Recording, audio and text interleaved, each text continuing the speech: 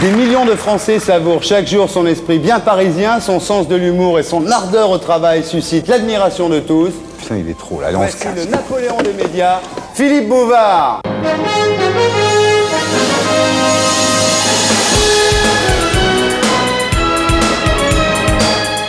Dis-moi, finalement, toi, t'es un cynique, hein?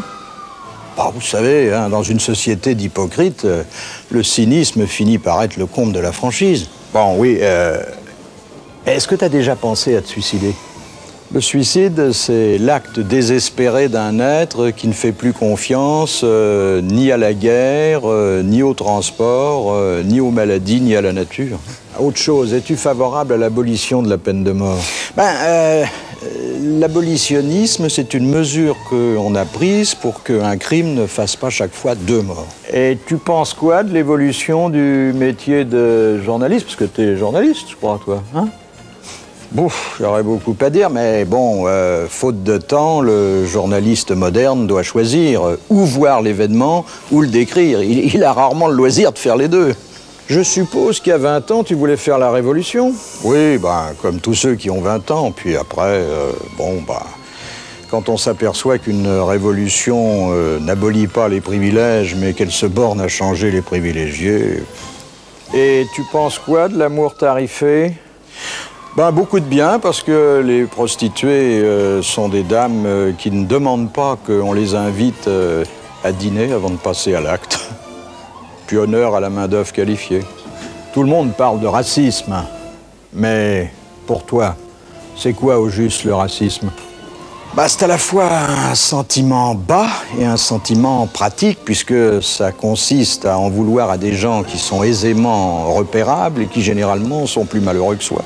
Si tu devais donner une définition de la civilisation, je dirais que selon qu'on se met un anneau dans le nez ou dans l'oreille, on est un sauvage ou un civilisé. As-tu peur de mourir? Ce qui m'embête, c'est que la mort empêche d'aller à ses rendez-vous du lendemain.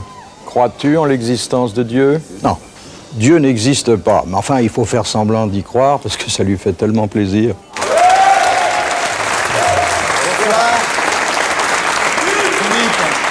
Vous connaissez nos amis?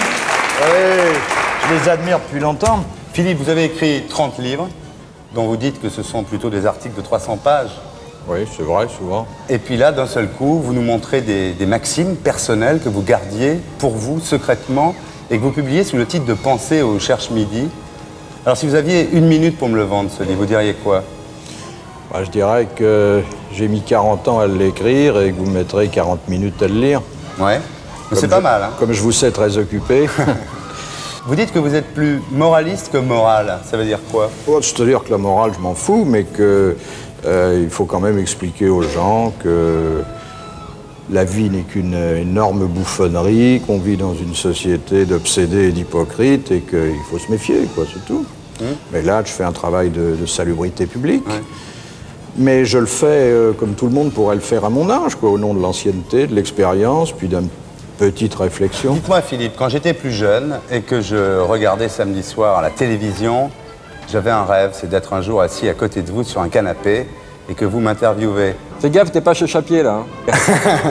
Alors, je sais que vous reprenez d'ailleurs dans votre bouquin la phrase de Art Boudval qui dit que finalement, quand un journaliste interviewe un autre journaliste, c'est un peu comme danser avec sa sœur. Je sais, mais posez-moi quand même 2-3 questions. Quand vous avez en face de vous une jeune femme très belle, est-ce qu'en lui posant des questions sur son métier, sur sa famille, vous pensez à autre chose? Jamais. Jamais? Jamais. Ça m'est jamais arrivé. Ça vous est arrivé, vous? Non, je suis comme vous, menteur.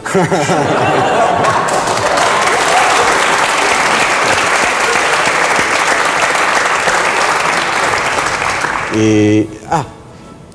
je voudrais savoir si vous connaissez, vous vous préoccupez de connaître les réponses aux questions que vous allez poser. Oui, en général, quand je pose une question, je connais la réponse. Donc vous savez quand on vous dit pas la vérité. Voilà, et je relance. Vous faisiez ça aussi? Je faisais ça aussi. Alors, quand vous êtes fait virer d'Antenne 2 par Jean-Michel Gaillard et Philippe Guillaume... Le même jour que vous. À ce moment-là, vous avez des... À ce moment-là, vous avez déclaré... J'ai rien déclaré, je suis le seul à avoir rien dit. Vous avez déclaré, c'est une bande de zozos. C'était pour éviter de leur faire de la peine? Ils étaient virés, eux, on savait qu'ils feraient rien d'autre de leur vie, fallait pas être trop méchant. Vous croyez que l'audimat monte ou baisse en ce moment? Étant donné l'heure, il y a déjà pas mal de gens qui vont se coucher. Hein. J'ai même l'impression que les gens qui nous regardent sont moins habillés qu'au début de notre conversation. Vous travaillez 15 heures par jour, vous avez 6 secrétaires, vous avez 6 chauffeurs. Non, non. Non? Combien de chauffeurs? Un chauffeur. Ah, vous avez qu'un chauffeur? Ouais. Oh, c'est bien la peine de se donner tous mal. Bah oui. Mais 5 secrétaires, quand même. Ah oui, quand même. Ouais. Vous avez des nègres, non? Non. Vous n'avez pas de nègres? Non, non. Faites tout vous-même? Non. Bah oui, je suis méfiant. Vous êtes vieux jeu, quand même. Vous possédez quoi, au juste? Une bonne santé. Oui, ça, apparemment, oui. Oui, un optimisme à tout crin qui me permet d'accepter des invitations comme la vôtre en disant je m'en tirerai toujours. Quand vous dites je m'en tirerai toujours, vous parlez des filles du public? Vous avez des actions en bourse? Non. Mais des bourses en actions encore. Ah, c'est un moteur d'instinct, je vous dis, ce type-là. Non, mais j'en ai eu, puis bon, bah, j'ai compris que la spéculation qui n'était pas intellectuelle n'était pas mon fait, j'ai renoncé. Mais pourquoi vous plaignez toujours de payer trop d'impôts? En fait, vous payez pas plus d'impôts que les gens qui gagnent comme vous, finalement. Non, je me suis jamais plaint de payer trop d'impôts. Je me suis plaint, qu'on ne soit pas gentil avec moi quand je les paye, et je les paye toujours à l'heure et au jour dit depuis longtemps, et deux, qu'on emploie mon argent plus mal que je ne le ferais. Ouais. Vous vous plaignez quand il y a la droite au pouvoir, quand il y a la gauche au pouvoir, donc finalement, votre argent n'est jamais... Ah oui, alors jamais maintenant, qu'il ça est y bien est. distribué. Moi, je sais que je ne serai jamais heureux, ni avec la gauche, ni avec la droite, et que le centre n'existant plus, râleur, rouspéteur, français moyen. Mais Charras vous a pas collé un contrôle fiscal pour vous calmer, par exemple? Non, Charras, il est assez rigolo. Non. Vous étiez plutôt Chirac jusqu'à ce que vous rencontriez Mitterrand et que vous parliez de Jules Renard et de Flaubert avec lui. Oui. Et ça vous a fait changer d'avis, ça? Il n'est pas prof de lettres. Non, mais c'est vrai que j'ai eu des conversations littéraires tout à fait passionnantes avec M. François Mitterrand, mais c'est indépendant de toute politique. Hein. Mais on peut avoir de la sympathie pour un homme. Vous avez 62 ans. Oui. Pourquoi continuer maintenant? Bah oui, pourquoi? Bah peut-être à cause de celui dont vous avez cité le nom, à cause de Charras. Parce que Charras, il ne comprendrait pas que je m'arrête. Vous dites toujours, je fuis quelque chose, mais au fond, vous savez plus ce que vous fuyez maintenant. Si, je fuis le chômage en travaillant. Maintenant que vous avez laissé tomber le poker, vous avez moins besoin d'argent quand même. Ah oui, beaucoup moins. Beaucoup moins. Ça vous coûtait chaud, ce truc-là? Ça me coûtait très chaud. Je perdais mon argent, mon temps, mes nerfs, mes nuits et mes amis qui devenaient des clients. Alors j'ai arrêté. C'est vrai que vous étiez fait interdire en France et que vous alliez jouer à l'étranger, c'est vicieux ça quand même. Et alors ça vous coûte encore plus cher parce qu'il y a le voyage. Dites-moi Philippe, en mars 80, vous avez poursuivi un journaliste de Paris Hebdo qui s'appelait Jean-Michel Karadec parce qu'il avait écouté vos conversations téléphoniques depuis votre voiture et vous lui avez quand même demandé 30 000 francs de dommages et intérêts. Oui, attendez. Vous aviez quelque chose à cacher? Non, mais non seulement il avait écouté ce que je disais dans mon radiotéléphone, mais encore il avait publié dans un journal qui d'ailleurs il n'y a pas cessé de paraître, mais pour d'autres raisons. Et j'ai trouvé que, bon, comme je suis un téléphonomaniaque et que le radiotéléphone est dans nos types de métiers et nos genres de vie un instrument primordial, il fallait créer une jurisprudence qui protège les usagers et ça a été fait. C'était une conversation strictement privée. C'est avec votre femme, c'était pas une aventure. Mais quand même, c'était strictement privé. Je parlais d'un tas de copains. Bon, il y en a que je traitais bien, d'autres que je traitais moins bien. Et de voir 8 jours plus tard imprimer ça tout chaud dans un journal, c'est pas agréable. Pour les copains non plus, d'ailleurs. Vous êtes marié depuis 37 ans. Oui. Est-ce qu'il vous arrive de céder à la tentation après 37 ans de mariage? Oh bah de moins en moins, étant donné mon grand âge. Vous allez me dire que ça vous est jamais arrivé de céder à la tentation? Non, je le dis pas, parce que je tiens à rester dans les limites d'une certaine vraisemblance. Vous avez déjà flashé sur une hôtesse de l'air qui vous faisait un sourire commercial et vous avez pris ça pour une avance, vous?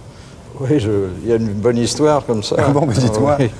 Je crois que c'est dans un avion d'une compagnie israélienne.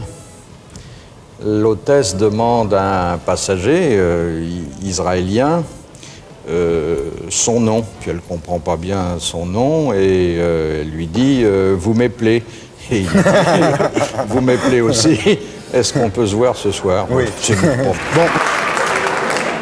Philippe, vous qui êtes un grand confesseur devant l'Éternel, vous arrive-t-il de vous confesser? Non. Jamais.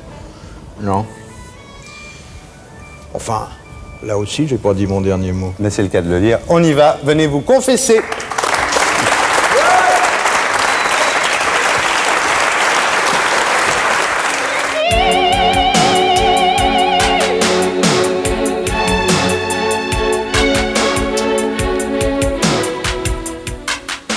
Philippe, vous vous présentez souvent comme un titi né à Montmartre.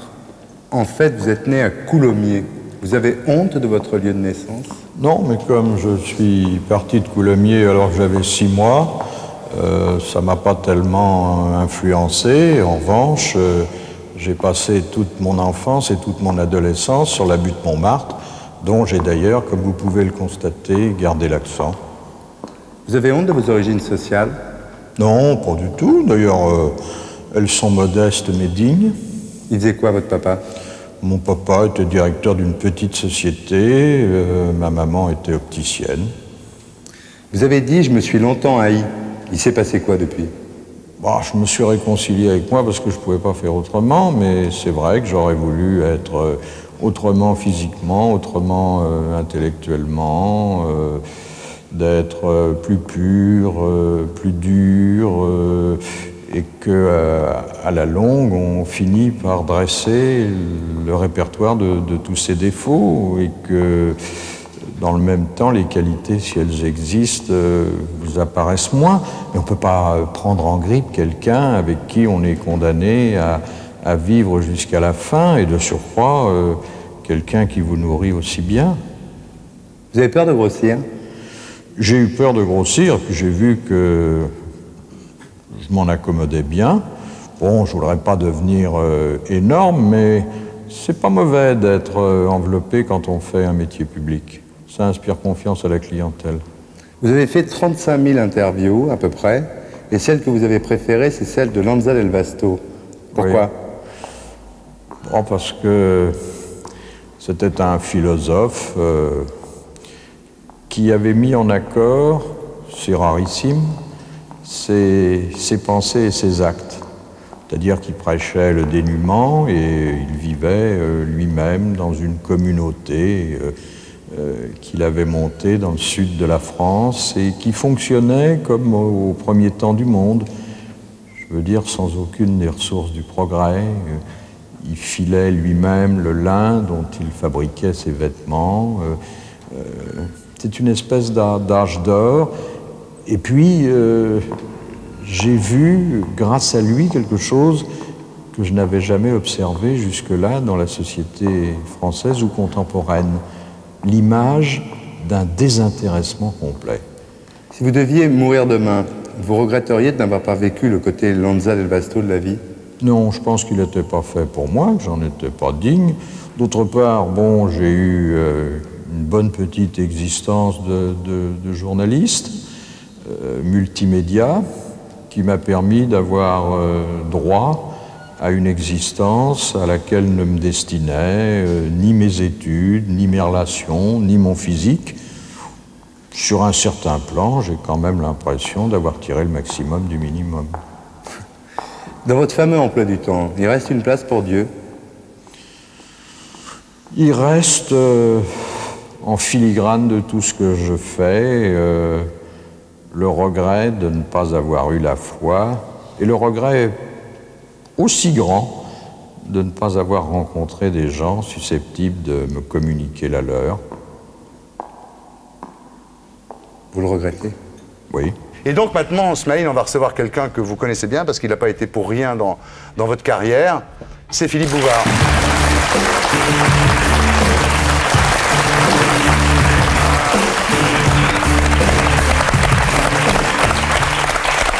Philippe Bouvard, bonsoir. Bonsoir.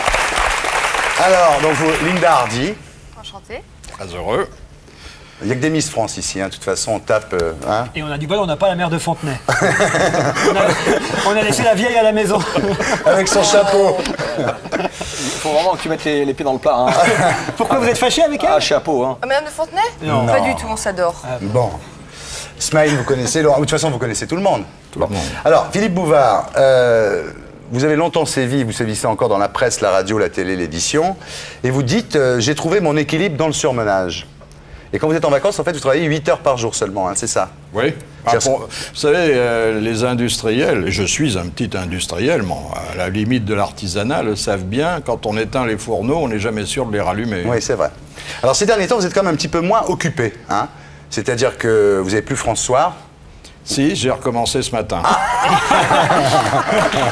Depuis jeudi. Depuis jeudi. On ne peut pas faire de la télé et lire les journaux tous les matins. J'ai vu ça, c'est en dernière page, je crois, c'est ça, non? Oui. Alors qu'avant, oui. c'était en première page. Oui, bah bon, c'est déjà bien, hein. Donc vous avez François, donc de nouveau, Paris Match, vous l'avez plus quand même. Non, bon. non, mais il continue à paraître. Oui, le Figaro Magazine. C'est mieux que Berkoff en plus. Oui, ça continue le Figaro Magazine. Ça continue, bon. oui. Alors sur France 3, vous avez un peu moins de boulot parce que Boulevard du Rire, ça s'est arrêté. Pour l'instant, oui, ça s'est arrêté. Vous attendez le nouveau directeur de France 3? Voilà. Ouais. Nouveau directeur, nouveau président. Ouais, alors on va voir si les têtes qu'on voit sur le petit écran sont nouvelles, ou si ce sont toujours les mêmes. Alors, restent les grosses têtes. Donc, ça fait 23 ans sur RTL. Hein, il y a plus d'actu, il y a moins de sexe, il y a un peu moins de... Le sexe est souvent d'actualité. Hein. Oui, ah bon, vous me rassurez alors. TF1, ça a duré 7 ans et l'émission a été arrêtée pour vulgarité. Oui. Non, pas vulgarité, non, mais à l'époque, et pour reprendre la belle formule d'un de ses dirigeants, la chaîne était en quête de sens. Oui. Nous, on était plutôt en quête de sens. Oui. Et ils se sont aperçus, mais sur le tard, qu'on disait des choses pas toujours très convenables à des heures très ouvrables. Et donc, nous sommes partis, mais il faut dire qu'on avait tout dit à la télé. Oui. Et d'ailleurs, vous le savez, tous les deux, il n'est jamais très facile d'adapter quelque chose qui a marché à la radio au petit écran. Oui, ça, il peut vous le dire. Alors, vous avez fait un bouquin l'année dernière qui s'appelait Une pâle ordure et qui était un roman à clé sur TF1 qui a été quand même censuré. On n'a pas beaucoup parlé. En général, on parle beaucoup plus de vos livres. Il n'était pas beaucoup plus mauvais que les autres. Non, on en a parlé dans une de mes émissions. Non, mais je suis témoin qu'il a été censuré dans Paris Match, par exemple. Il y a un papier. C'est vrai. Il y a un papier dans Paris Match. Non, c'est pas ça que je note. C'est que vous lui avez dit qu'il n'était pas plus mauvais que les autres. Pas beaucoup plus mauvais que les autres. Je note ça. Non, mais on en a parlé dans la merde entre les deux. Dans une émission de télé que j'aime beaucoup, la vôtre. Oui. Bon, donc j'ai pas été complètement censuré, mais c'est vrai que j'allais un peu contre l'établissement audiovisuel. Puis Une pâle ordure, c'était le surnom donné à un des dirigeants de l'audiovisuel. Moi, bien sûr, j'ai voulu faire le portrait de personne. Je suis comme Madame de Vieux-Joncourt qui a pris un ministre comme ça, tout à fait par hasard. Par hasard. Par hasard. Hein. Il n'y a même pas d'ailleurs un ministre des Affaires étrangères. Non, il n'y a même pas de ministre étranger aux affaires.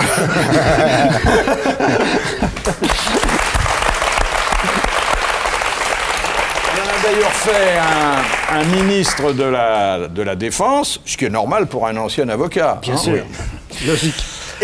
Et donc, il y a des gens qui se sont imaginés que je voulais régler des comptes. Oui. Bon. Comme si. Oui. Alors que généralement, quand un salarié quitte une entreprise, les comptes se font dans l'autre sens. Oui. Mais moi j'étais témoin en tous les cas de la censure dont ce livre a été victime. Alors là, vous publiez un nouveau livre qui s'appelle Joueurs mes frères. Hein, c'est chez Robert Laffont, voilà. Donc c'est le 38e en 38 ans, hein. Oui. Et il y a deux légendes qui tournent autour de Bouvard. Deux interviews, je voudrais savoir la vérité exacte. C'est Mireille Mathieu. Est-ce que c'est vrai, cette histoire, que vous auriez remis à Johnny Stark à l'époque le questionnaire que vous alliez poser à Mireille Mathieu, et qu'au dernier moment, vous avez changé l'ordre des questions, et qu'elle a répondu avec une question de décalage? Comme dans toutes les légendes, il y a du vrai et du faux. Alors, allez-y. Vrai, c'est que le tonton de Johnny, qui était un impresario comme on n'en fait plus, hein, c'est-à-dire ne laissant rien au hasard, m'avait demandé de communiquer mes questions à l'avance, ce qu'on ne fait jamais déontologiquement, mais compte tenu de la jeunesse de Mireille et de la sympathie qu'elle inspirait à tout le monde, moi le premier, j'ai accepté, j'ai donné les questions. Ensuite, qu'est-ce qu'il a fait, le tonton de Johnny?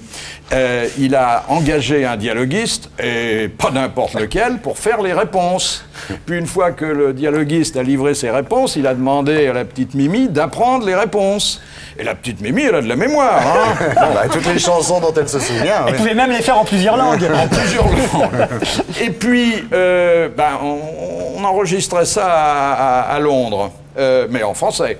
Et j'ai posé la question numéro 1, elle a fait la réponse numéro 1, la question numéro 2, réponse numéro 2, et à partir de là, la machine s'est complètement détraquée. Je ne sais pas pourquoi. C'est-à-dire que j'ai posé la question numéro 3 et qu'elle a fait la réponse numéro 4. Donc ça ne colle plus du tout. Et tout a été décalé. Voilà. C'était pas de votre faute. Mais c'est pas du tout. Il n'y avait aucune malignité. Il n'y avait pas de D'ailleurs, avec de une chanteuse, on n'a pas besoin de malignité. Il n'y a qu'à les laisser comme elles sont. Dites-moi, Philippe Bouvard. Deuxième légende. Oui, j'en prie. Parce que j'en ai une deuxième comme ça. Il paraît que c'était pour la radio, pour RTL non-stop. J'ai lu ça dans un livre parce que j'ai lu tout ce qui vous est arrivé. C'est pour Frédéric François. Il paraît que vous lui auriez fait croire qu'il y avait une tradition en France. C'était qu'on prenait les empreintes comme à New York ou à Hollywood. On prenait les empreintes des stars, place de la Concorde. Vous lui avez mis le pied dans le plâtre et c'était filmé. Là, toute l'équipe est partie. Vous l'avez laissé le pied dans le plâtre, place de la Concorde. C'est vrai ça? Oui, c'était pas place de la Concorde, c'était dans un petit coin retiré sur les bords de la Marne, et il était très gentil déjà. Hein.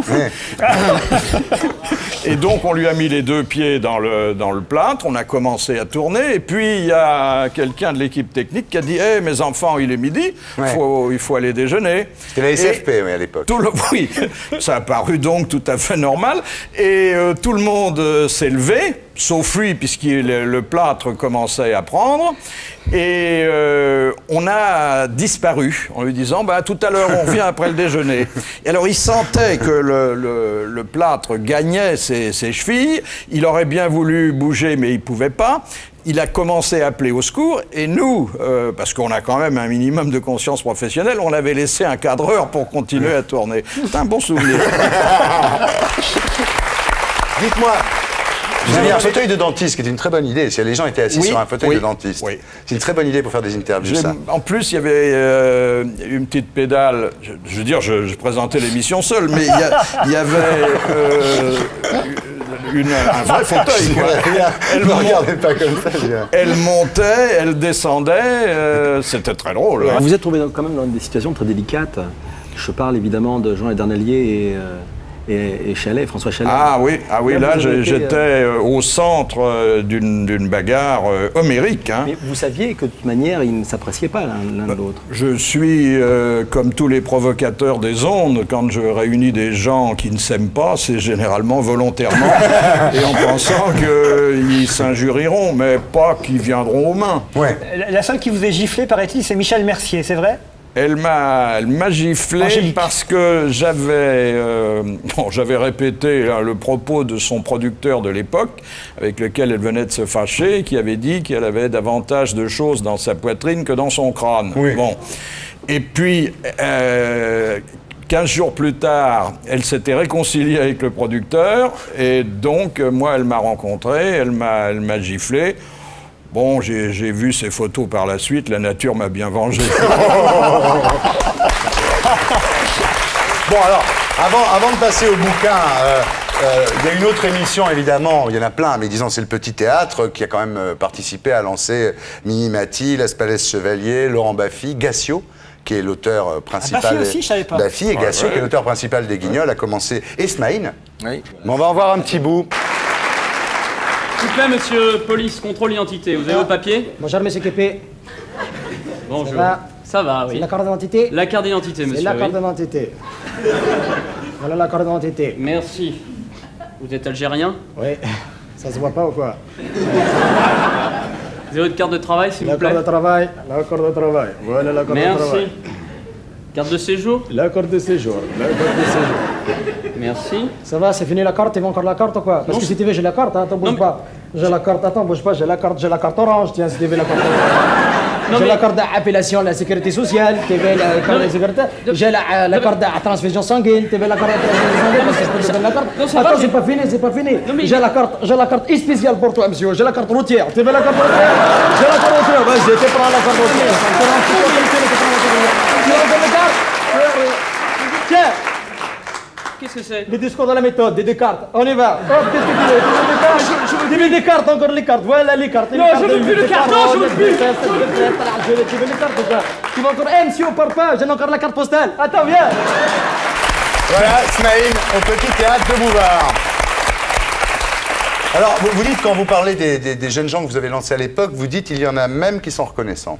Non, je dis pas ça, je suis plus nuancé. Je dis, il y en a quelques-uns qui ne m'en veulent pas de les avoir aidés à leur début. Linda, vous voulez poser une question? Vous êtes un vrai, vous pensez être un vrai méchant ou un faux gentil? Non, non.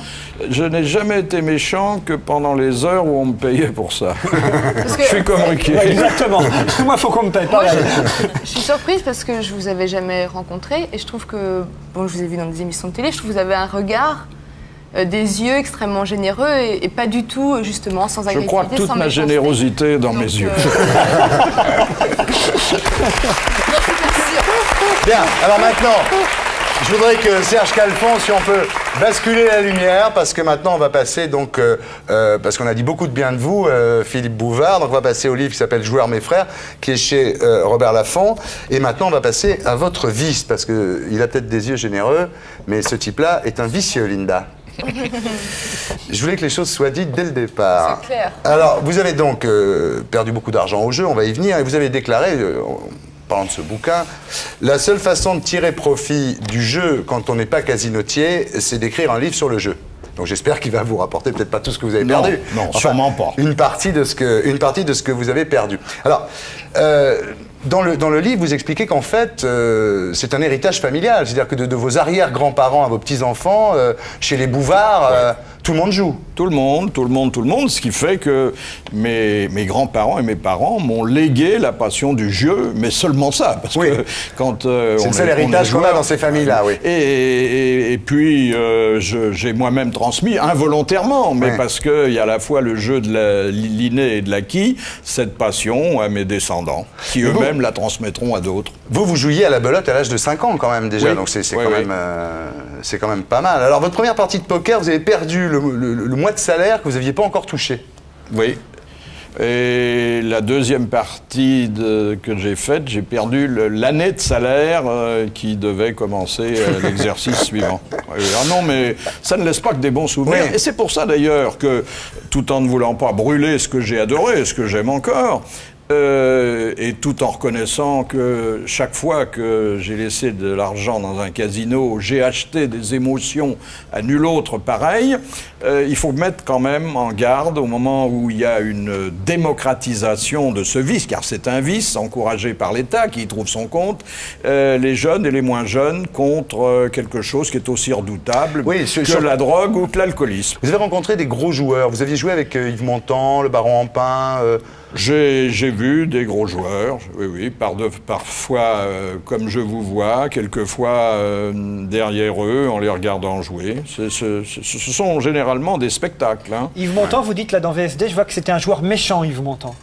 Il y a des joueurs méchants. Ça veut dire quoi, méchant? Il y a des joueurs méchants. Ils se fâchaient? Non, pas du tout. Ce sont Alors, bon, c'était pas le cas de Montand, qui avait une brillante carrière, mais il y a des gens qui vous font payer à une table de poker les déboires qu'ils ont eus dans leur vie professionnelle ou privée. Ça, c'est affreux. Et puis d'autres qui ont un complexe de supériorité et qui les poussent, après avoir pris leur argent à quelqu'un qui joue moins bien qu'eux, à lui dire tout le mal qu'il pense de sa façon de jouer en prime. Patrick Bruel, il est comment? C'est un très bon joueur. Un bon joueur, il paraît. Un bon joueur. Il est champion à Las Vegas, d'ailleurs. Moi, quand j'ai lu le bouquin, ça m'a rappelé, dans les années 70, j'ai eu beaucoup d'amis qui étaient accrochés à l'héroïne, qui étaient junkies. Ben, je peux vous dire que quand on lit le bouquin, c'est vraiment une drogue dure, quoi. Vous dites, on joue pas pour gagner, mais pour acheter des émotions fortes. Et le flash d'adrénaline qu'on a, c'est exactement comme un shoot. Attendez, et l'émotion la plus forte, faut quand même le savoir, sinon on comprend rien à la psychologie du joueur, c'est dans la perte qu'on l'obtient. Ouais. Dire vous gagnez, bon, vous êtes sur un petit nuage, vous êtes plus intelligent que tout le monde, les autres joueurs, les casinotiers, les croupiers, mais c'est rien ça. Alors que quand vous tombez au fond, c'est suicidaire complètement. C'est suicidaire et néfaste. Mais c'est complètement suicidaire, bien sûr. C'est complètement suicidaire. Autour de vous par comment? Vous n'avez pas rendu des gens malheureux autour de vous? Non, mais pour ne pas les rendre malheureux, j'ai travaillé beaucoup plus que j'avais envie de travailler et qu'il n'était raisonnable de travailler, parce que quand on a à la fois un vice et une famille à nourrir, il faut travailler beaucoup. Non, c'est vrai que votre niveau de vie vous évite, enfin on le voit bien dans le bouquin, le misérabilisme. Moi j'avais interviewé Guy Lux, qui a perdu beaucoup d'argent au jeu, et qui m'avait raconté cette anecdote. Et vous, il n'y a pas d'anecdote aussi dure dans votre livre. Il me disait, quand j'étais jeune marié, la veille de Noël, j'ai tout perdu aux cartes, et il me restait même pas de quoi faire un cadeau à ma femme et à mes enfants. C'est terrible, ça, quand même. Je crois que c'est vrai. J'ai une histoire, quand même, à la suite de laquelle je me suis arrêté de jouer pendant 10 ans. Un jour, je dis à Georges Craven, qui est un publiciste tout à fait connu et estimable, et qui organisait une partie régulière, je le prends à part, je lui dis, écoute, Georges, cette partie, elle commence à m'inquiéter. Lucien Maurice s'est donné la mort après une succession de parties désastreuses. Lucien Maurice était le directeur artistique d'Europe numéro 1 à la grande époque. Anatole Litvak est mort le soir d'une partie. Sami Siritsky est mort après une partie. Bertrand Javal, qui était un producteur, a essayé 2 fois de se suicider et il a fait faillite. Et il me dit... Je sais bien, mon vieux, mais qu'est-ce que tu veux qu'on fasse d'autre le samedi soir? Omar Sharif, il travaille dans un casino maintenant, il est animateur dans un casino. Alors il est passé du bon côté du tapis vert et il est du côté des casinotiers. Oui, mais c'est un très grand joueur. Oui, hein. C'est un grand joueur, oui. Et un éminent théoricien du blackjack. C'est un vieux jeton maintenant. Hein. Alors, il y a... Parler au-delà du jeu, un petit peu, on vient de faire le bilan de vos années de jeu et de vos activités dans le jeu. Vous avez dit, comment peut-on avoir écrit autant sans avoir écrit une œuvre? Quelle performance? Et c'est dans un bouquin qui est là, qui est enfin, vous dites c'est mon premier livre vous, quand vous en parlez. C'est un livre assez étonnant, ça s'appelle Journal de Philippe Bouvard. C'est au Cherche Midi éditeur. Et là, alors, vous êtes d'une franchise, voire d'une crudité avec vous-même. Assez incroyable. J'ai fini par me le pardonner, mais quand je me suis relu la première fois, vraiment, j'étais au bord de la fâcherie. Hein. Par exemple, vous dites, j'ai relevé 3 phrases, hein, mais qui sont vraiment... faut avoir le courage d'écrire ça sur soi-même. Vous dites un jour, je décrirai par le menu la longue série d'échecs que peut dissimuler une apparente réussite. Oh, tout le monde peut le dire. Tout le monde pourrait le dire. Mais vous dites un peu plus loin, je suis devenu un de ces personnages qui me dégoûtait le plus quand j'avais 20 ans, un vieux plein de fric et de certitudes.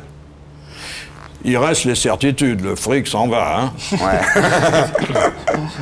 Il n'y a pas de casino pour perdre les certitudes. On se demande si vous n'êtes pas, comme on dit, fishing for compliments. C'est-à-dire si vous n'écrivez pas ça pour qu'on vous dise qu'on vous aime. Non, j'écris ça parce que l'autodérision est la seule façon de désamorcer la dérision. C'est bien, vous êtes de quel signe?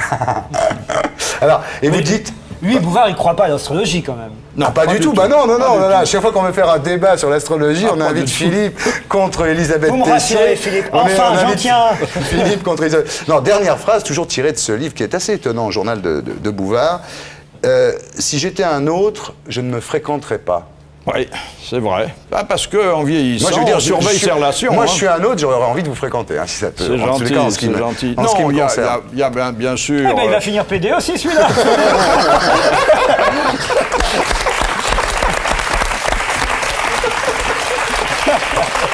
J'ai commencé comme ça, Laurent. Et Gérontophile. Bien, merci Philippe Bouvard. On peut rallumer la lumière. Vous restez avec nous. On passe au Gossip Quiz. Alors le Gossip Quiz, c'est un jeu. Laurent pose des questions et la réponse, c'est le nom de quelqu'un. Voilà. C'est je suis, et il faut deviner qui c'est. Vous allez trouver très facilement. On va donner un exemple qu'on a déjà évoqué tout à l'heure. Par exemple, je porte le nom d'un mime, et c'est vrai parfois que je ferais mieux de la fermer. Oui, Marceau. Voilà, hein, c'est évident. Alors le public peut jouer aussi si on trouve pas ici. Entendu. Alors les gagnants gagneront, comme d'habitude, le livre de Laurent Ruquier. Voilà, tant pis pour eux. Et ben tiens, quelqu'un que Philippe Bouvard connaît bien, justement. J'ai fait un 8e enfant à ma jeune épouse, de peur que ce soit Michel Drucker qui me remplace pour faire le 9e. Jacques Martin. C'est vous. Jacques Martin, c'est la dame là-bas qui a gagné. Qu'on salue au passage. Pendant que je suis en prison, j'espère que ma femme ne s'en tricote pas un autre. Non. Bonnet. Bonnet, bravo Smaine. C'est Smaine qui gagne. Tant pis pour toi. Merci. Oh, j'en ai une. Alors là, attendez. Je suis tout petit, tout rouge et je frappe à une vitre. Bouvard dans un four micro-ondes. Si j'ai prévu la fin du monde pour le 11 août, c'est parce qu'avec le... J'ai même pas le temps de terminer. Je termine. C'était quoi, alors? C'est parce qu'avec le pont du 15 août, ça va quand même nous faire un week-end prolongé. C'est quand même pas mal. Ah tiens, un peu plus compliqué. Lors des derniers championnats d'Europe, je n'ai pas obtenu de médaille d'or parce que les seules pièces jaunes que je récupère maintenant, c'est avec Bernadette Chirac. Douillet. Douillet, bravo Bouvard. Vous l'avez déjà. Je le récupère. Ça, c'est quelqu'un qui est dans l'actualité en ce moment aussi, hélas. J'essaye de prouver que je suis une personne sensible, parce que si j'avais été sensible, j'aurais pas tiré à l'arc. Rosemary. Rosemary, bravo Smaïl. Ah, bien. Une dernière? Oui. Allez, une dernière. Je suis toujours habillé en noir parce que ça me mincit, et j'ai 3 coussins sous les fesses parce que ça me fait plus grand que le Relevez vos coussins, disons. Regardez Bouvard, parce qu'il fout de votre gueule. Mais regardez maintenant. Oui, mais voilà. Ce que vous savez Là, pas. je ressemble vraiment à Bouvard. Hein, là. Ce que vous savez pas, c'est que moi, je suis debout. Allez, on va aller lui rendre. Hein. Merci, Laurent. Philippe Bouvard.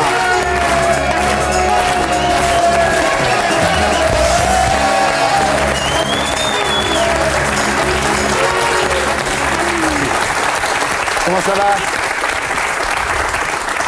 Ça va bien, mais avec votre tabouret, j'ai mes petites jambes qui battent dans le vide. Vous avez quand même les pieds qui touchent le... Ça va? Oui, ça va. Bien, alors, donc c'est vrai que Michel Bernier est allé auditionner au Petit Théâtre de Bouvard en 83. Et elle a dit d'ailleurs, à la suite de son expérience avec vous, elle a dit 2 ans et demi d'éclat de rire. Elle a dit c'était formidable parce que grâce au Petit Théâtre de Bouvard, on avait un nom connu, un visage reconnu et on n'avait plus de compte dans le rouge. Donc vous avez été très important pour elle, c'est pour ça que je suis content que vous retrouviez ce soir. Oui, je suis un des hommes de sa vie et ça me réjouit. Mais on avait calculé une fois avec les copains que, parce qu'on faisait l'émission de télé, on partait une fois par semaine en province, on jouait le soir au théâtre et on avait calculé qu'on faisait à peu près 18 heures de théâtre de Bouvard par jour. Mais c'était avant Martine Aubry, ça Oui, pense. c'était avant la RTT, ouais. Non mais Philippe, on a été inspirés. Vous avez passé de bons moments avec Michel, mais en ce moment, c'est pas la... c'est un peu... chez RTL. Oui. C'est la première fois que les grosses têtes me rendent triste. Alors que je les pratique depuis 24 ans, et avec un certain bonheur. Et puis là, bon, bah, c'est l'histoire des, vous savez, d'un amour qui se termine. Ouais. Mais là, on s'aimait bien tous les deux. Il a fallu qu'il arrive une 3e personne. Alors j'explique à nos amis téléspectateurs qui n'ont peut-être pas tous lu la presse cette semaine. Donc les grosses têtes qui a été qualifiée d'émission du siècle après un sondage du Parisien qui faisait 4 points l'après-midi, ce qui était énorme, 2,7 millions d'auditeurs sur RTL tous les jours, depuis 24 ans. Alors vous, quand vous avez créé l'émission, au bout d'un mois, vous vouliez l'arrêter. Parce que ça vous oui, mais disiez ça va pas marcher. C'était pas du tout le délire que c'est devenu aujourd'hui. Ouais. C'était d'abord uniquement culturel. Ouais. Ensuite, il n'y avait pas de public, donc il n'y avait pas de fronton pour renvoyer la balle. Et en matière de comique, ça rend très difficile ce jeu.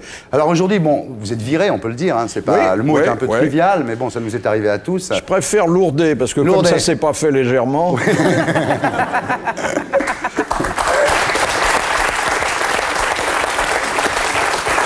Alors, vous dites, en parlant du nouveau patron des programmes d'RTL, qui a remplacé Philippe Labro, qui est peut-être parti d'ailleurs pour ne pas avoir à faire ça et avoir du sang sur les mains, vous dites en parlant de lui, Stéphane Duhamel et son entourage se sont comportés comme des gougnafiers. Quelle est votre définition du gougnafier ?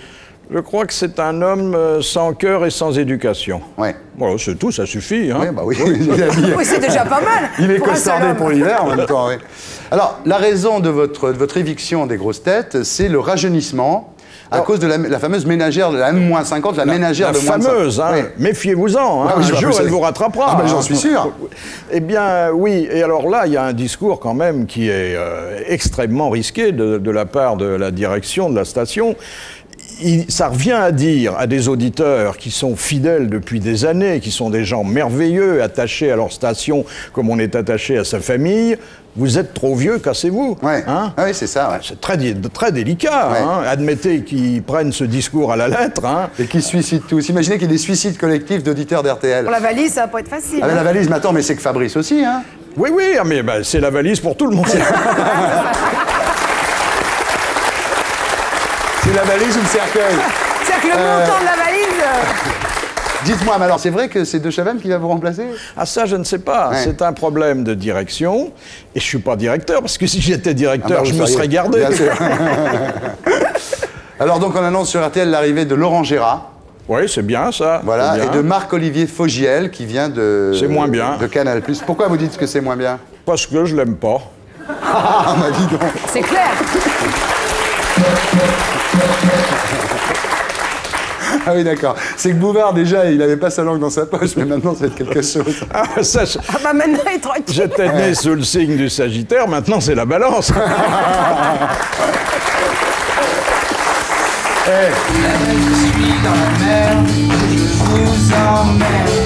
Bien. Alors, vous dites quand même, Philippe Bouvard, rendez-vous au prochain sondage, parce que c'est vrai que l'après-midi, il risque quand même d'y avoir un trou, là, parce que vous étiez très loin Enfin, devant ça tout le sera monde. plus mon problème. Ouais. Hein, alors que jusqu'à présent, tous les 3 mois, je guettais les sondages avec C'était angoisse. toujours excellent. Oui, il y avait eu une petite baisse il y a 3 ans. Mais enfin, Vous ça- l'aviez rattrapé en allant plus vers l'actualité. Exactement. Donc on ne peut même pas vous reprocher de ne pas vous renouveler parce que vous aviez décidé d'aller plus vers l'actualité, de faire des choses plus en liaison avec l'info, quoi. Oui, c'était d'ailleurs pas la solution de facilité, parce que là, on travaille, comme disent les industriels, en flux tendu. En flux tendu, m'en parlez pas. Et à partir d'un Terrible. certain âge, c'est pas facile. Et qu'avant, quand c'était totalement intemporel, j'avais 6 semaines de réserve et je pouvais partir en Ah ouais. vacances. Ouais. Là, remarquez, vous avez du temps Là, pour y aller. pour les en Et vacances. maintenant, ça va. Bon, il y a eu aussi beaucoup de pubs, ça leur a apporté du pognon, votre émission, parce que les écrans de pub étaient bourrés. quoi, Je veux ouais. dire que les grosses têtes constituent une excellente plateforme publicitaire, Bien sûr. puisqu'on est à saturation sur ce plan-là. Mais enfin, c'est déjà du passé. Ça va être hein, terrible ça. parce que quand on prend des taxis l'après-midi, qu'est-ce qu'on va écouter maintenant dans les taxis l'après-midi? Moi, il ne m'est pas interdit D'aller ailleurs. D'aller ailleurs. Ouais. Oui. C'est même un encouragement implicite qui me Il fait. y a Radio Ailleurs qui l'attend. Alors, on pourrait dire que c'est votre physique. Vous dites, de toute façon, le physique en radio, ça ne change rien. Hein. Ah oui, rien du Oui, tout. donc ça- La voix reste bonne. Ah, hein. la voix est excellente. Bon. Vous avez la voix de Philippe Bouvard. Alors, vous dites, vous aviez déclaré quand même, il y a quelques années, un jour, mon refus de vieillir sera pathétique. C'est-à-dire que, est-ce que finalement, au-delà de ces... Je crois que vous avez bien fait de m'inviter cette semaine, c'est encore passable, mais le mois prochain... Bon, maintenant, on va passer à une question importante. Une question difficile de Madame Belle-Père de Loche. Non, vous avez fait question importante. Vous avez fait une carrière multimédia incroyable. On va pas tout citer parce que sinon on sera encore là à 2 h du matin. Mais enfin, il y a une légende Bouvard, l'autodidacte, jamais à l'abri d'être autocritique, moraliste, boulimique de travail, boulimique d'argent, vivant bien, la limousine bureau, les Ferrari, la piscine, problème d'argent, problème avec le fisc, problème avec les casinos. Vous avez été obligé de vous faire interdire de casino à la sortie tellement ça vous coûtait cher. Et puis on sentait toujours chez vous une espèce de fêlure. J'aurais voulu être un artiste. Mais est-ce que tout ça, finalement, non, mais cette espèce on sentait toujours chez vous, malgré votre succès, vous dites tout le temps, oui, je travaille beaucoup, c'est une fuite en avant, je me suis longtemps haï, c'est votre côté François Nourricier d'ailleurs, j'ai toujours voulu être connu pour autre chose qu'un animateur. Est-ce que finalement maintenant, et c'est le but de ma question, est-ce que maintenant vous n'allez pas avoir le temps de faire ce que vous n'avez pas fait jusqu'à maintenant? Oui, c'est la vrai. danse, La danse classique. J'ai raté un peu ma vie. J'aurais aimé être petite sœur des pauvres. Et puis finalement, j'ai été le grand frère des riches. Oui, Bah, c'est bien aussi. Hein. Petite, vous auriez pu. Est-ce que vous n'allez pas avoir le temps d'écrire maintenant? Si, bien sûr, mais je l'avais aussi. J'ai quand même publié 37 livres. 40 livres. Ah ouais 40 livres, ouais, ouais. D'ailleurs, tiens, on va parler du dernier.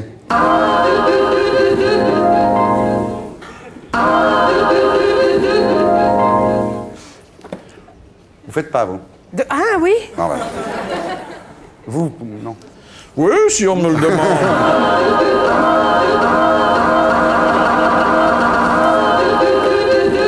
Alors, donc, je ne vais pas vous interviewer. Vous allez faire, comme vous êtes un très bon intervieweur, vous êtes un de mes maîtres, même je dirais mon maître quand j'étais petit, il y a très très très longtemps. Hein, vous allez vous auto-interviewer.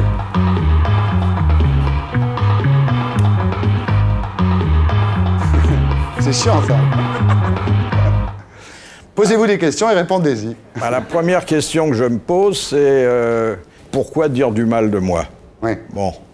Eh bien, parce que je suis sûr que je ne me ferai jamais de procès.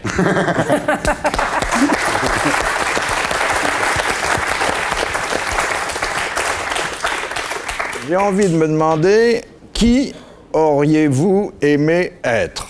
Et là, je réponds sans hésiter, un grand brun avec un polo noir. Oh non!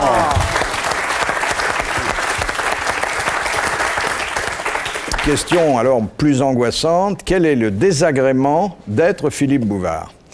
Eh bien, je suis condamné à vivre jusqu'à la fin avec quelqu'un qu'autrement j'aurais sûrement pas fréquenté.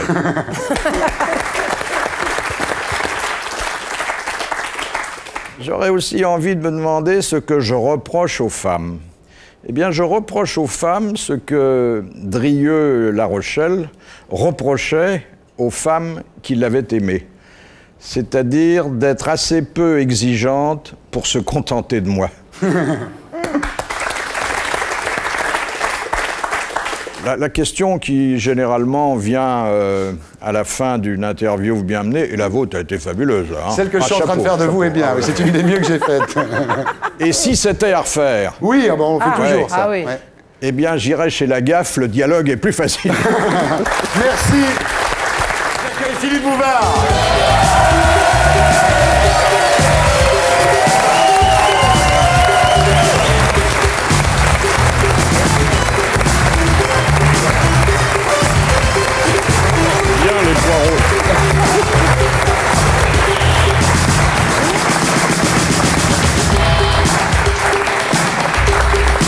Hey, vous faites un tabac, hein, c'est incroyable. Hein.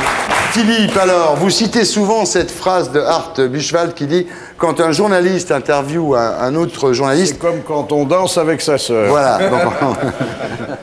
J'aimerais avoir une sœur comme vous. Alors voilà, vous dites également, et ça c'est pas de Buchwald, c'est de vous, « Un jour, mon refus de vieillir sera pathétique. » Oui. C'est pas encore aujourd'hui. Oh, le plus gros est fait dans ce sens-là. Oui, oui, mais ça va encore, hein. Vous avez très bonne mine, je voulais vous féliciter. Hein. Oui, vous avez d'excellentes maquilleuses. Ah, alors vous refusez de raccrocher les gants, hein, Philippe Bouvard, il faut bien le reconnaître. Retour sur RTL pour reprendre les grosses têtes. Est-ce que vous avez des nouvelles de Stéphane Duhamel, celui qui vous a mis dehors? Non, je l'ai croisé, mais dans 2 événements parisiens. Et là, il y a eu un petit ballet bien réglé. Vous savez, la chorégraphie des gens qui s'aperçoivent, mais qui ne veulent pas se dire bonjour. Chacun est parti d'un côté. Je n'en veux pas du mal que j'ai pu dire sur lui après avoir été lourdé. Vous avez rien à lui dire de spécial, là. Ça va maintenant, c'est réglé? Ah ben c'est réglé. Tous les gens qui m'avaient poussé dehors sont allés ailleurs, mais j'en demandais pas tant. Hein. Alors, après votre retour sur RTL, Philippe, vous avez publié un livre qui s'appelait « La belle vie après 70 ans », où vous révéliez qu'un quart des Français de 70 ans font l'amour 3 fois par semaine, alors que la moitié des 60 ans le font 2 fois par mois. Oui, c'est une statistique qu'on m'a communiquée, je ne l'ai pas mise en doute, je ne l'ai pas non plus vérifiée à l'aune de mon propre comportement. Ouais. Enfin, ça marche. Comment? Bon, écoutez, je pense que je vis comme si j'avais 30 ans, comme quand j'avais 30 ans, mais de façon parfois un peu plus modérée, un peu plus prudente, et en travaillant davantage parce que, chemin faisant, j'ai laissé tomber quelques vices. Donc vous repartez au combat, Philippe Bouvard, ce qui est absolument extraordinaire, à l'âge de 73 ans. Vous devenez directeur général de France Soir, en charge du contenu, du marketing, de la pub. Non, vous savez, je suis un collaborateur non pas historique de ce journal, mais préhistorique, puisqu'il y a 30 ans aujourd'hui que j'y faisais mon entrée. Je suis très attaché à ce titre, très attaché au quotidien qui ne laisse à ceux qui travaillent à ce rythme pratiquement aucun répit, on ne sort jamais de l'actualité. Je me suis dit, il y a un problème pour la presse quotidienne nationale, et d'ailleurs, il commence à atteindre la presse quotidienne régionale, c'est que l'offre qu'on fait aux consommateurs d'informations ne correspond plus à leur demande. Et si cette offre ne correspond plus à la demande, c'est parce que la presse quotidienne nationale n'a guère changé depuis 1945, alors que le panorama médiatique s'est complètement bouleversé. Il y a peu de raisons, en tout cas beaucoup moins que par le passé, que quelqu'un qui a eu la veille au soir, gratuitement à domicile des informations, sorte de chez lui le lendemain matin pour aller les acheter. Bon, donc il faut faire autre chose, et je suis parti de ce postulat qui demande qu'à être vérifié, mais dans ce cas-là, ce sont les lecteurs comme les téléspectateurs qui ont toujours le dernier mot, que la télévision nous avait fait beaucoup de mal, elle était en train de nous tuer, et que peut-être, si on prenait en compte le fait télévisuel, elle nous ressusciterait. Alors ça signifie que je vais avoir dans le journal, tous les jours, 10 pages consacrées à la télévision. Ah oui. Et pas 10 pages à froid, avec des avant-papiers uniquement, des programmes, non. Non, avec du chaud, avec les critiques de la veille, même de la veille au soir. Et puis, on n'avait pas le choix. C'était la performance ou mourir. Moi, je préfère la performance. Alors, c'est très bien, mais c'est quand même la deuxième fois que vous êtes chargé de sauver France Soir. La première fois que vous l'avez sauvé, c'était entre 87 et 89. On tirait à 450 000 exemplaires à l'époque. Oui. Et après, ça a continué à descendre quand même. Là, vous êtes à 70 000, là. Oui. Et je voudrais que d'ici les vacances, nous ayons repris un niveau plus normal, d'ailleurs. On ne retrouvera pas le million de Lazareff. Ah oui, mais à ce moment-là, les médias n'étaient pas ce qu'ils sont aujourd'hui. En revanche, 120 000 me semble aujourd'hui une hypothèse plausible. Bon. Vous ne serez pas obligé de le sauver 3 fois, c'est ça que je veux dire. Non, non, attendez. On dit que la dernière chance, j'aime pas ça, parce que c'est vraiment très, très triste de penser que si ça ne marche pas exactement comme on veut, il n'y aura plus de France Soir. Pourquoi dans les taxis, chaque fois qu'on rentre, il y a les grosses têtes? Eh bien, ce sont... C'est un truc que j'ai jamais compris, moi. Comme disent les publicitaires et les hommes politiques, je crois que les taxis sont des relais d'opinion.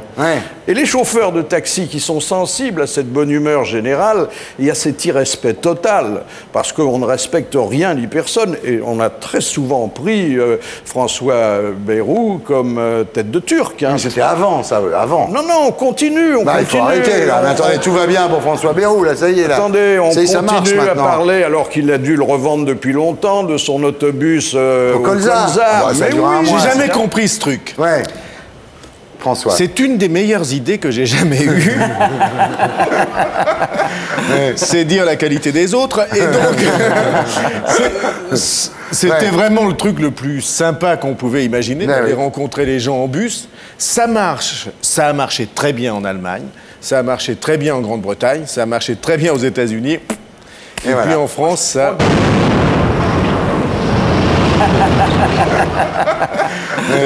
Et donc, les chauffeurs de taxi nous aiment, ils nous écoutent tout le temps. Et quand on vous montez dans un taxi... Moi, je monte pas dans le chauffeur. C'est à moi, là. Vous vous trompez d'émission.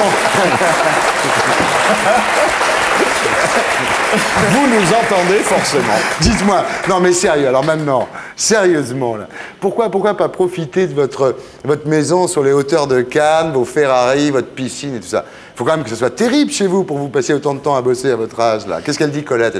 C'est pas très sympa pour elle, cette espèce d'âpreté au boulot comme ça. Si j'aurais une maison sur les hauteurs de Cannes, moi je serais au boulot aussi tout le temps. Oh, écoutez, je vais vous dire, je ne travaille pas, je m'amuse. J'ai la veine, comme vous, que d'exercer en même temps un métier beefsteak et un métier passion.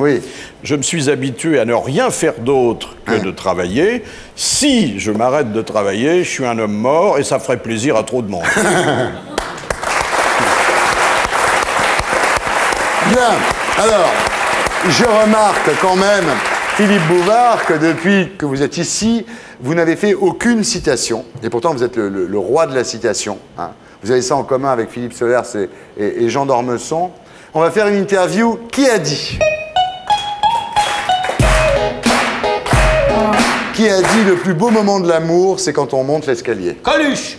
Non, Tristan Bernard. Tristan Bernard. Je le vérifiais quand j'étais jeune, maintenant je préfère quand il y a un ascenseur.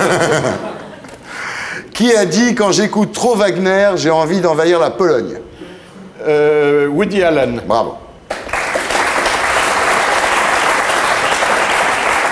Qui a dit « On ne prête qu'aux riches, on a raison, les pauvres remboursent difficilement » Oh, ça pourrait être Alphonse Allais? Non. Jules Renard? Non. Tristan Bernard? Ouais. Oui.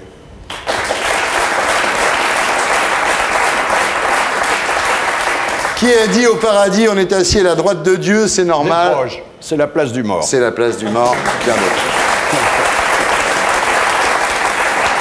Qui a dit « Tirli Pimpon sur le Chihuahua » Ah. Carlos, bravo Sweetie. Ah bah je devrais le savoir parce que c'est un de mes partenaires. Je vois que l'éducation nationale a fait son œuvre, exactement. Qui a dit « Je suis un agitateur, un provocateur, un vrai animal » Chut. My name is... Je suis un agitateur, un provocateur. Moi, un jour, je vais présenter des jeux. J'adore faire des jeux. D'ailleurs, je voulais dire à France 2... C'est vous, non? Non, c'est pas moi, non, c'est pas moi. Alors, vous savez qui c'est, les enfants? C'est qui? C'est qui? Voilà, la culture moderne, ouais, ça je dois dire. Jean-Pascal de la Starac. Ah oui, non mais il y a certains grands auteurs à côté desquels je suis passé. Oui, oui. Là, on voit bien le fossé des générations. Tristan Bernard et Jean-Pascal de la Starac. Et c'est vrai que Tristan Bernard, il n'a pas été dans le loft. Non, vrai, non. Qui a dit « Paris, Paris, on t'encule » Ah, ils sont plusieurs, non? Ouais. Ils sont nombreux. Oui. Bah, c'est le reste des Français, non? Non. Oui, bravo, les supporters de l'OM, bravo.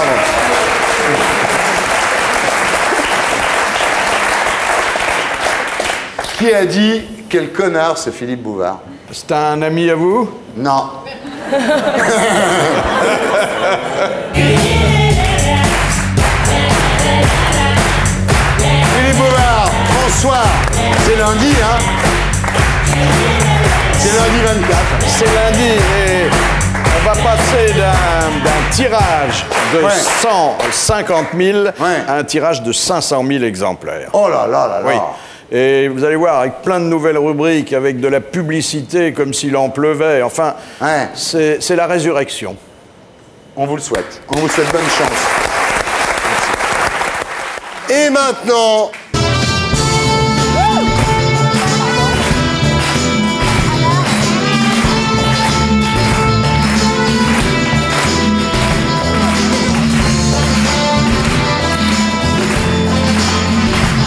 Voici Philippe Bouvard.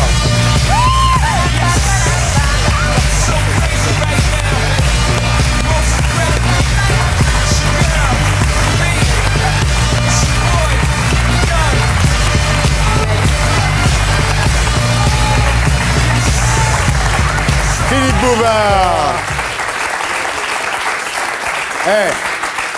Il y a quand même des gonzesses, hein, Philippe. Franchement, là... Il y a quand même plus petit que la L5.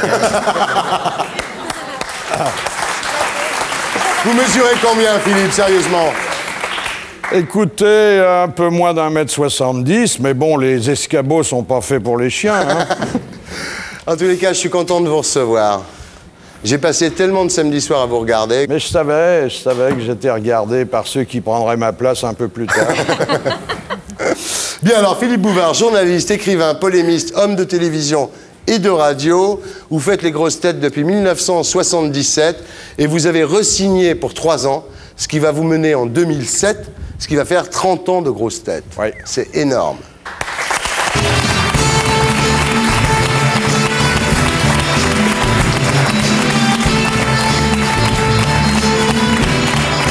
Alors on se demande, Philippe Bouvard, si vous n'êtes pas immortel, parce que là, vous êtes là de toute éternité, quoi. Je crois que je disparaîtrai avant vous.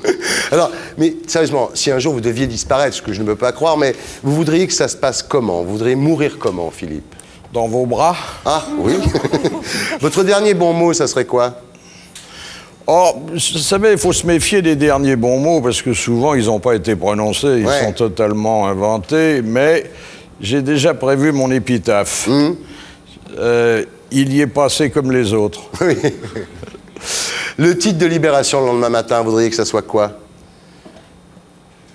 Oh, ça dépend. Une étoile s'éteint? Oui. La cérémonie, vous voudriez... Je pense que, bon, pour ma naissance, il n'y avait pas grand monde. Et pour la fin, je crois que il ne faut pas qu'il y ait plus d'affluence. Hein. Mais vous voulez la même équipe? Parce que c'est bien compliqué. Ça sera dur.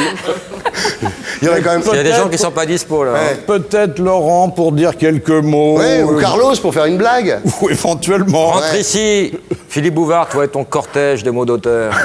Je le sens bien, Gisco. Cortège de chauffeurs de taxi aussi, non? Ah, bah ça, je leur dois beaucoup. Vous imaginez quand même votre corbillard suivi par 12 000 taxis? Ah oui, ce sont des relais d'opinion formidables. La cérémonie, vous voudriez qu'elle soit retransmise sur RTL ou sur TF1? Non, je vous dis la plus grande discrétion. Mais coupure pub, quand même. Ah oui, parce qu'il faut quand même que... Ah oui. Il y a toujours des frais à rembourser. Il faut bien payer le corbillard, les roses, ça. Ça vous plairait qu'on rebaptise Bobino le Grand Théâtre de Bouvard? Non. Non. Vous voulez pas de trucs comme ça? Vous savez, j'en ai beaucoup croqué, j'ai plus faim. Ouais, ah oui. Voilà. C'est dommage parce qu'on en avait pris 5. Parce que là, il y avait 5 filles formidables. Donc sur votre pierre tombale, on écrit... J'en ai beaucoup croqué, mais j'ai plus faim. Bonne réponse de l'amiral. Et elle va comment, Madame Belle-Père de Loche, là? Parce que ça fait quand même un moment qu'on a... Oh, vous savez, celle-là, d'abord, je sais même pas si elle a jamais existé. Ouais. Et puis, vraiment, j'en ai marre qu'on me parle tout le temps de cette bonne femme que j'ai jamais rencontrée. Et Madame le prieur d'Agon-Coutainville? Elle est morte. Elle est morte. Bonne réponse de Philippe Beau. Bonne réponse de l'amiral. Alors, vous publiez un livre chez Flammarion, Philippe, qui s'appelle Des femmes, et je vais le résumer. Mais avant...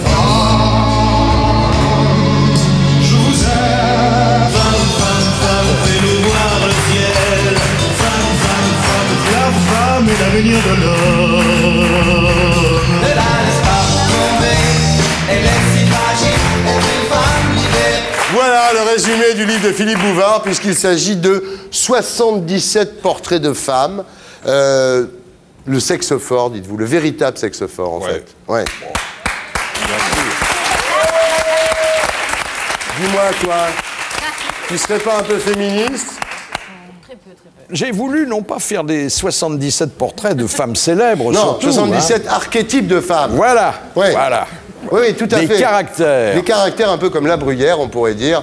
Alors, j'en ai pris quelques-unes comme ça. Il y a Laura, la Don Juan. Philippe dit « Personne ne saurait refuser ses avances sans être suspecté d'homosexualité ou d'impuissance. » Ah bah oui, là, faut y passer. Hein. Ouais. Mais... Vous avez connu des comme ça? Ah bah heureusement. Alors, il y a Claudine, la harcelée sexuelle. Alors, Claudine, la harcelée sexuelle, vous l'appelez la main courante. Oui, parce que chaque fois qu'on l'a effleurée, et sans d'ailleurs malice dans la rue ou dans un transport en commun, elle va porter plainte au commissariat. Alors c'est le surnom que les policiers lui ont donné. La main courante. Alors il y a Grace, l'essayeuse de régime. Elle est comme ses vêtements, elle craque de temps en temps. C'est vrai que c'est tout ça et plein de formules dont vous avez le secret. Oui, moi, je pense que ce sont des portraits très courts, donc il faut qu'il y ait des formules. C'est pas un roman, j'ai pas écrit la vie de 77 femmes, sinon, enfin, ça serait pas fini. Alors, j'ai voulu que chacune soit cernée par quelques traits qui correspondent à la réalité. Je voudrais que le lecteur et la lectrice, éventuellement, parce que c'est pas fait pour un seul sexe, recherche dans cette typologie des personnages qui correspondent à des gens de son entourage. Tout le monde s'y retrouve, évidemment. Il y a Marie, la servante maîtresse, et vous avez cette phrase formidable, elle portait la culotte parce qu'elle avait su l'enlever. Ah bah... Sacha Guitry. non, écoutez. Non, écoutez. Pas mal, il aurait pu, c'est bon. C'est gentil, je prends ça pour un compliment. Et son mec l'a couché sur son testament. Il y a Gertrude la momie, ça c'est moins sympa, squelette ambulant échappé du crématorium des UV, plus rien ne la froisse, tellement elle est déjà fripée. J'adore quand il rit, Bouvard. Hein oui, ça... De ses écrits, surtout. C'est une légende, ça. C'est un mythe. Comment tu fais? T'as les seins qui bougent quand tu fais ça. Mais Philippe aussi, hein. Oui, mais Philippe, on ne le voit pas, c'est ça. Tu vois. Il y a Ludivine, l'animatrice. Là, alors là, c'est pas un archétype. Ça, c'est clairement le portrait de quelqu'un qu'on connaît.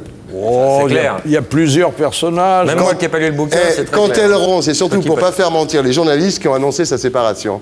Oh, mais ça, c'est valable pour beaucoup de gens, vous savez. Beaucoup de gens qui... Non, mais là, on l'a reconnue, là. Non, attendez, la fille qui... Non, vous en connaissez. C'est pas tout à fait celle que vous connaissez. C'est entre Claire Chazal et Madame Ferrari, quoi. Oui, avec un zeste... Quelle Ferrari D'autres, avec... Cela dit, ce sont C'est des... Arlette Chabot, non mais... Ah, c'est pas Arlette Chabot. Voilà, non. c'est ce que je voulais Non, dire, non, quoi. non, Olga, alors ça, c'est... Alors là, c'est des souvenirs personnels. C'est Olga, la masseuse perverse, qui est pleine de diplômes et d'intentions thérapeutiques, mais enfin, qui va jusqu'au bout avec les mecs, quoi. C'est un souvenir personnel, ça? Non, non, mais vous savez, j'ai recueilli beaucoup de confidences dans ma vie. Et de temps en temps, j'étais moi-même au charbon, parce qu'on ne peut pas croire tout ce que les gens disent. Sympa pour Olga. Et il y en a une qui est l'archétype de toutes les femmes, pour moi, c'est Odile, la madone du train bleu, qui se tape un mec dans le train bleu pendant que son Jules l'attend... Sur le quai. Ouais. Et il est vert. Ça, j'ai connu. Ouais. J'ai connu. Ouais. Eh oui. C'est le mystère des femmes, ça. C'est un truc que j'arriverai jamais à comprendre. Mais ça existe la même chose avec les hommes, de Pas toute du façon. tout. Mais pas du tout. encore. Mais pas du tout, justement. Tu vois, c'est quand On n'est pas comme ça, non? Non, on n'est pas comme ça. Balance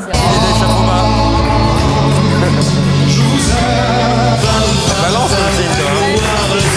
La femme est l'avenir de l'homme. Philippe Bouvard des femmes, c'est dédicé chez Flammarion. Alors Philippe, on disait que c'était des petits portraits à la façon de La Bruyère, des petites maximes qui deviendront peut-être des citations.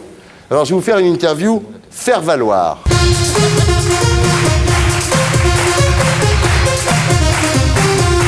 Vous allez voir comme je suis gentil et respectueux avec vous. On va parler de vos citations et je vous ai préparé des fiches avec vos citations, comme ça vous n'aurez même pas besoin de vous en servir et vous allez briller intensément. Sans qu'on vous astique. Bravo. Fallait la faire. Tenez Philippe, vous avez des questions, enfin les questions c'est moi qui les pose et les réponses c'est vous qui les faites, voilà. C'est pas gentil ça? Pour vous c'est quoi un artiste? Ben, c'est quelqu'un qui a réussi à transformer des défauts caractériels en qualité professionnelle. Même Carlos? Bon, oui, oui. Êtes-vous modeste? Oui, mais vous savez, la modestie cesse à l'instant où on commence à en parler. Pourquoi avez-vous essayé de tricher avec les impôts, Philippe? Les impôts ont été inventés pour que tout le monde n'ait pas envie de réussir. Vous n'êtes pas un peu de mauvaise foi, là? Ouais, c'est vrai en plus. On appelle mauvaise foi les convictions d'autrui qu'on ne partage pas. Vous pensez quoi des hommes? Je m'étonne toujours que des êtres également menacés par la mort se fassent la vie aussi difficile, alors qu'il devrait y avoir une solidarité de condamnés. Êtes-vous un honnête homme, Philippe Bouvard? L'honnêteté est la seule méthode qui permette d'escroquer plusieurs fois la même personne. Comment expliquez-vous qu'on ne vous voit plus à la télé? C'est votre image? Bon, vous savez, nous vivons dans un monde où l'échec des autres devient plus important que notre propre réussite. Vous avez du talent, selon vous? Non, non, mais bon, le talent consiste à dire les mêmes bêtises que les autres, mais plus élégamment, et j'ajouterais, parce que c'est un des principes fondamentaux de la radio, plus vite que les autres. Avez-vous peur de vieillir, Philippe Bouvard? Non, je suis curieux de voir ce que ça donne, quoique, bon, le matin, je suis pas toujours réjoui de ce que je vois dans le miroir de ma salle de bain, mais je pense que les hommes sont comme les vins, lorsqu'ils deviennent meilleurs en vieillissant, c'est qu'ils sont d'une certaine qualité. Vous avez du caractère, non? Dans notre société, on dit que quelqu'un a du caractère quand il accorde plus d'importance à ses propres opinions qu'aux avis d'autrui. Vous avez vécu 50 ans avec la même femme, c'est quoi votre secret? Elle a suivi le premier commandement de la femme adultère catholique, tu aimeras ton prochain comme le précédent. Merci Philippe Bouvard, vous avez été bien aimable. Non, de rien. La gentillesse et la politesse des gens qui n'ont pas de cœur. Et j'en ai pas du tout pendant les heures de boulot. Alors, maintenant, vous vous consacrez à l'écriture, vous avez moins de pouvoir qu'à une époque. À une époque, vous avez un pouvoir énorme, vous dirigiez je ne sais pas combien d'entreprises à la fois. Est-ce que vous avez pratiqué l'abus de pouvoir? Non, peut-être si, un peu. On va voir, on va faire une interview abus de pouvoir.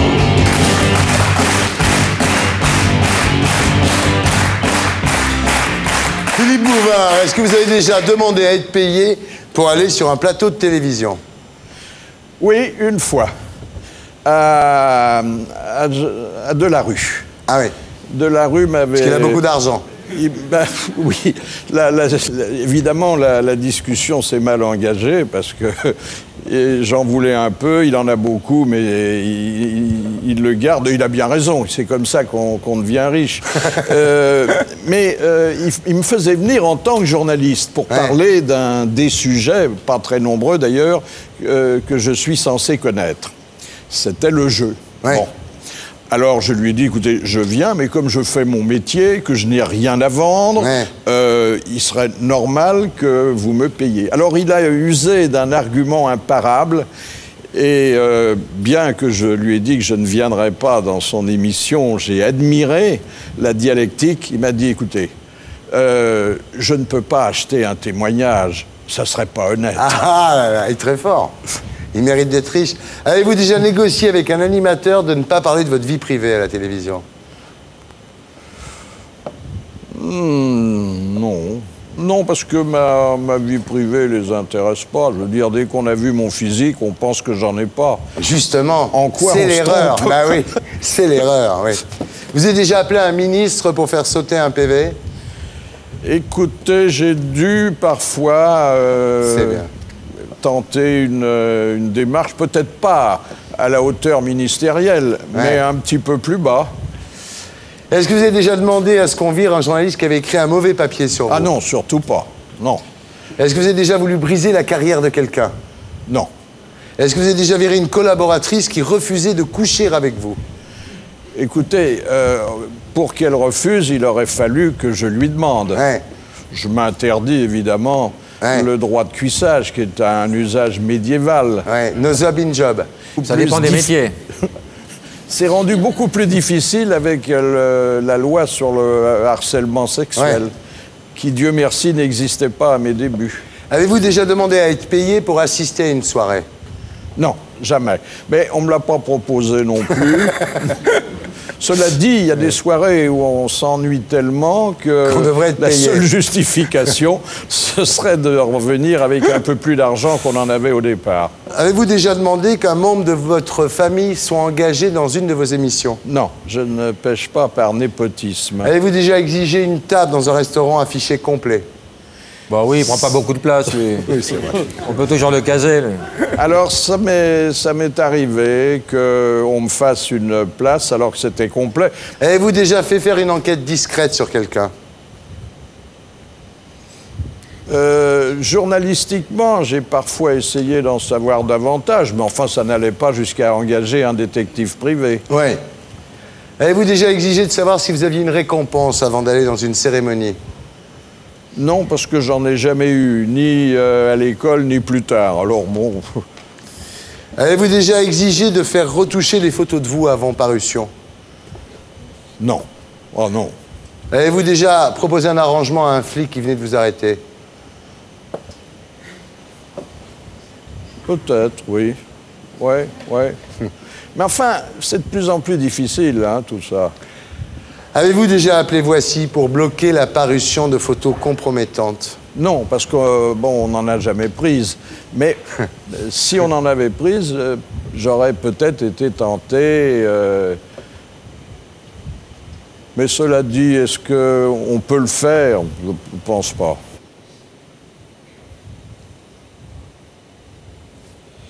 J'assume pas. Vous devez renier une partie de votre passé. Oui, sûrement. C'est toute cette partie où j'ai été un cancre, où j'ai poursuivi des études sans jamais les rattraper, ce qui fait qu'aujourd'hui, je suis obligé, pour continuer à écrire correctement, à m'entourer de dictionnaires et d'anthologies. J'aimerais bien ne pas avoir été un cancre. J'aimerais bien avoir été quelqu'un de brillant. J'aurais bien aimé réussir mon bac. Ah, oui. Alors j'ai vu qu'il y avait des lycées qui avaient des taux de réussite de 100% au bac. Ben, j'habitais pas le bon quartier.